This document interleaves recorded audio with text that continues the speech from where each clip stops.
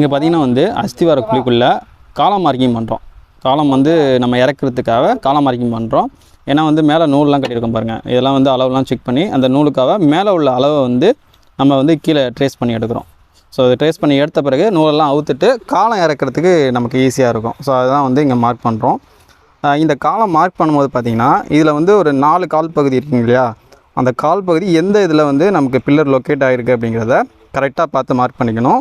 நமக்கு வந்து பில்லர் அந்த கால் பகுதி மாறிடுச்சுன்னா நமக்கு வந்து டோட்டலாகவே வந்து வேறு மாதிரி வந்துடுங்க. ஸோ அதை வந்து கரெக்டாக பண்ணுற மாதிரி இருக்கும்.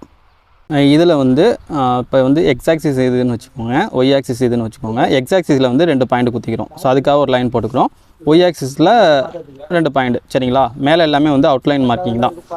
கீழே அந்த 2 பாயிண்ட் குத்துனதுக்கு பிறகு நம்ம வந்து அந்த லைன்லாம் ஜாயின் பண்ணிட்டு அதுலேருந்து எவ்வளோ தூரம் ஆஃப் செட்டு நமக்கு 3/4 வசம் வருதுன்னா 3/4 ஆஃப் செட் வைக்கணும். இதே ஒரு அடி போஸ்ட் வருதுன்னா ஒரு அடி ஆஃப் செட் வச்சு ஸோ அந்த காலமோட டைமென்ஷனை கீழே வந்து வச்சு மார்க் பண்ணிக்கணும். ஸோ இது மாதிரி பண்ணும்போது நமக்கு கரெக்டான காலம் சைஸ் கீழே கிடச்சிரும்.